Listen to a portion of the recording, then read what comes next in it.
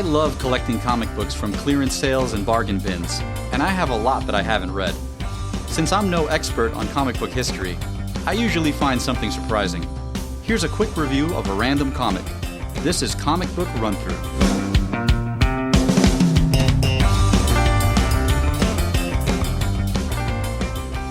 We are looking at Avengers number 151, published September 1976. We see a news report about a meeting to decide the new Avengers lineup because Thor is leaving. Meanwhile, some guy in a Thing costume, pounding beers and eating potato chips, calls the whole thing fake news. Cap volunteers to stay, because Cap. Cut to a shabby apartment. The newscast continues and informs us that Hawkeye and Quicksilver are, quote, already gone, and shabby apartment dude flips out at the suggestion that Scarlet Witch might leave the Avengers. Back at Avengers Mansion, Thor tells Scarlet Witch that even though Hawkeye went west to apparently become a cowboy, he would surely come back to lend a hand if needed. That opinion seals the deal for Wanda and Vision to stay. The Wasp is in too, but her husband Hank Pym stays quiet.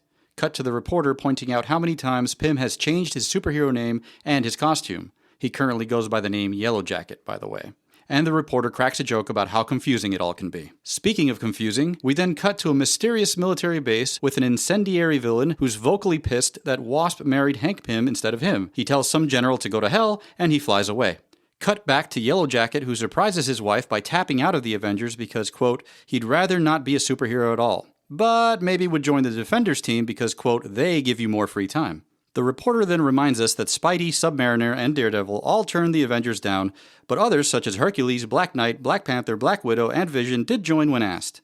Cut to the superhero team called the Champions, chilling around a green zebra print sofa, watching the news report. Hercules and Black Widow reminisce about the Avengers, Angel and Iceman reminisce about the X-Men, and Ghost Rider admits to himself that he just joined the team to make some friends. Cut back to the meeting where Wasp declares that she's staying anyways because, quote, I'm my own woman, and doesn't need her hubby on the team. Moondragon declares she's out because she's a god and pretty much above everyone else.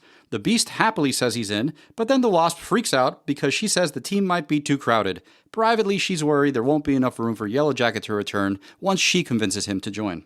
Finally, Hellcat also accepts the invite, but then Moondragon tells her she can't join because she's not ready, and furthermore, Hellcat is leaving with her so Hellcat can learn about hero stuff, and so Moondragon can learn about, quote, simple humanity.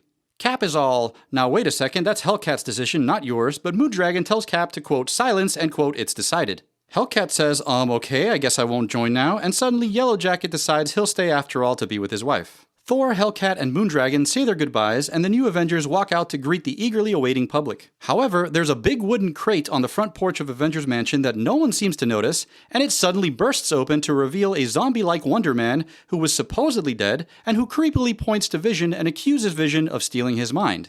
Because Vision's artificial mind was imprinted with the brain patterns of the dead Wonder Man, Vision suddenly feels, quote, a gaping chasm in himself where he thought he had a soul. How's that for an existential crisis? So, after reading this book, I have a lot of questions. I have so many questions that I'm not even thinking about plot-driving mysteries like, why is Thor leaving? And how did Vision end up with Wonder Man's mind patterns? I mean, there's some really left-field stuff in here. Like the Thing costume at the beginning. Whoever that was spoke about the Fantastic Four as if he knew them, so maybe this is actually Ben Grimm, but why the costume? There's no explanation for that here. Also, there's no explanation of shabby apartment guy, angry light-up guy, mystery general guy. Also, what's up with cowboy Hawkeye? And can we talk about Moondragon? 1, she's acting like I should definitely know who she is, but I've never even heard of this character. 2, did she Jedi mind trick Hellcat into leaving with her? Or is Hellcat just that weak-willed? And 3, a couple characters are quick to trash talk her in their thought bubbles. So why is she there if nobody likes her? So many questions. But I guess that's what happens when you read a random Avengers book from 1976. I hope you've enjoyed this comic book run-through. Leave a comment and share your thoughts about this book.